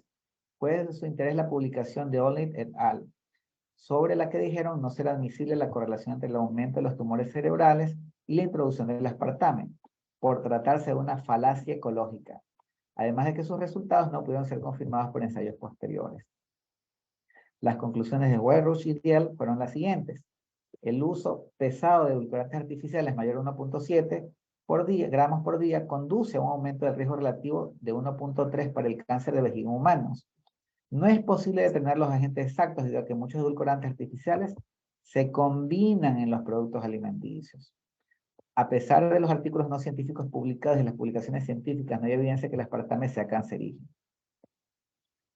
El Centro de Investigación de Cáncer César Maltone y la Fundación Europea Ramazzini, con sede en la ciudad italiana de Bolonia, llevó un ensayo en el que se administró aspartame a 1.800 ratas en dosis diarias de 100.000, 50.000, 10.000, 2.480 y 0 ppm. El tratamiento duró hasta la muerte de los animales y a todos se les sometió a necropsia completa. Tras evaluación histopatológica de órganos y tejidos, y los investigadores publicaron los siguientes resultados. Aumento de la incidencia de tumores malignos, particularmente en las hembras tratadas a 50.000 partes por millón. Aumento de linfomas y leucemias, particularmente hembras tratadas con dosis de 100.000, 50.000, 10.000, 2.400 partes por millón. Aumento de la incidencia de carcinoma, tumor maligno, de células de transición de la pelvis renal y de uretra en hembras tratadas con dosis de 100.000, 50.000, 10.000, 2.400. Aumento la incidencia de schwannomas malignos, tumores en la vaina de la mielina, de los nervios periféricos, la tendencia positiva en los machos. Se concluyó que el aspartamo es un agente cancerígeno multipotencial, incluso una dosis diaria de 20 miligramos por kilogramo de peso corporal, que es menor al IDA. También se sugirió una urgente relación de directrices sobre uso y consumo del mismo. Bueno, todos estos aquí son elementos de investigación. La idea no es alarmar, pero ¿cuál es el propósito de analizar esto? ¿Por qué? Porque uno se basa que el marco legal lo permite y las dosis están definidas. Sí, es legal utilizarlo. Pero ¿alguno de ustedes simplemente por curiosidad ha revisado la lista de los edulcorantes utilizados, por ejemplo, para las gaseosas aquí en el país? Se los dejo como tarea. ¿Y qué van a notar allí? Que aparecen toditos aspartamo. En las colas light, que la gente dice, sí, no, el azúcar es dañina. Se usa. Hasta en las light se utiliza eso. Entonces, aquí el tema es empezar a crear una conciencia crítica. Sí, uno va a encontrar estudios a favor, otros en contra. Tal es así que en las mismas conclusiones de esta investigación se llega al hecho de que sí, que todavía hay dudas. Parece que las investigaciones que alertan sobre el consumo de aspartame, según la FDA y la ESPA, la Agencia Europea, ni el edulcorante ni sus metabolitos representan un riesgo para la salud de los seres humanos y su ingesta es menor que la IDA, fijada en 50 y 40 miligramos de peso corporal día, respectivamente. En vista que las investigaciones sobre la seguridad del consumo de aspartame arrojan resultados contradictorios, sería importante conocer el informe definitivo de la reevaluación de la carcinogenicidad por parte del Instituto Ramazzini y el NIES de Estados Unidos, que seguramente se publicará en el sitio web del instituto. El aspartame, así como cualquier fuente alimenticia de fenilalanina, no debe ser consumido por individuos con fenilcetonuria. Es recomendable que también se abstengan en su consumo a las mujeres embarazadas. Entonces, a la larga, esto es lo importante. O sea, si uno no tiene tiempo de revisar todo el estudio, se dan cuenta que aquí hay un espacio para la duda. ¿Y qué es lo que toca? Seguir investigando. Entonces, cuando usted empieza a unir estos cabos, empieza a notar la incidencia en las enfermedades actuales que tenemos, a qué están atadas. Simplemente lo dejo como para su análisis. Entonces, ¿por qué traes a colación este tema? Porque dentro de las definiciones están los aditivos y por supuesto que se permiten. Y hay rangos máximos permitidos. Pero también hay estudios como el siguiente que les puse, de los edulcorantes no nutritivos, presentan riesgos tanto en el apetito como en la ganancia de peso. Entonces también hay una tremenda correlación entre los diferentes edulcorantes y la obesidad. Entonces también se los dejo como para que ustedes en su rato libre, ya mismo hacemos la pausa activa, pero es que se animen. Eso va a ayudar a desarrollar ahí su capacidad de análisis, su criterio crítico para tomar decisiones. Y el último documento, un artículo que les compartí, azúcares adicionados a los alimentos, efectos en la salud y la regulación mundial. Entonces, la idea es que lo vayan viendo no solamente desde el punto de vista técnico en alimentos. Muchos de estos documentos van con una base científica. Entonces, si hay estudios que correlacionan, por ejemplo, el tema de la obesidad con la diabetes y obvio con los edulcorantes. Bueno, el azúcar precisamente, ustedes dirán, no, es que los edulcorantes no te afectan a la diabetes. Bueno, pero tiene otros efectos colaterales. Entonces, quería dejarles eso como inquietud. Este momento ya nos pasamos 3 minutos de las 12. Voy a poner simplemente un video general sobre el tema de las BPM para que lo utilicemos como una pausa activa. Entonces, vamos a ponerles...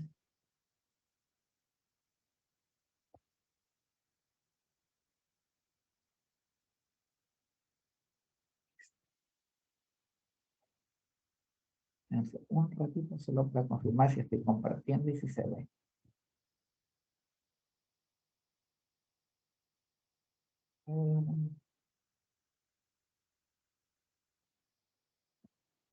Ahí sí. Antes de ponerle el video, déjeme copiarle el link. Mi estimado Pedro, ¿de qué hora a qué hora tenemos la pausa activa? Disculpa. Desde, bueno, son 12:04 hasta las 12:15 más o menos. 12:15. ¿Te parece 12:20? No sé si es que tengo apoyo del resto. ¿Qué dicen? ¿Qué dicen? No hay problema si desean hasta las 12:20. De todas maneras, el que desee, igual voy a dejar el video y lo puede ir comentando. Déjenme copiárselos este momento en el chat, el link, para que ustedes también lo puedan reproducir con las personas que tengan en su empresa. Pedro, ¿Están de acuerdo? Dígame. ¿cómo está? Una consulta. ¿La capacitación es hasta qué hora? Hasta las 2 de la tarde. Ya, lo que pasa es que nosotros tenemos un horario de almuerzo y justo el comedor lo cierran a las 2. Es para poder pedir que nos separen la comida. ¿Qué tiempo se toman para comer? Si usted me No, dice, en definitiva es que nuestro comedor queda fuera de las instalaciones. Mientras caminamos, hay la fila, o sea, sí nos tardamos unos 40 minutos como les propongo algo si todos están de acuerdo. Podemos parar este momento y retornamos 12:45. Ustedes aprovechan para comer y después nos extendemos de las 2 de la tarde si todos están de acuerdo. Apoyo tu moción, mi estimado Pedro. Me parece bien. Listo, entonces hagamos la pausa allí y nos vemos 2:45. No se preocupen entonces, para que puedan ir a comer tranquilos.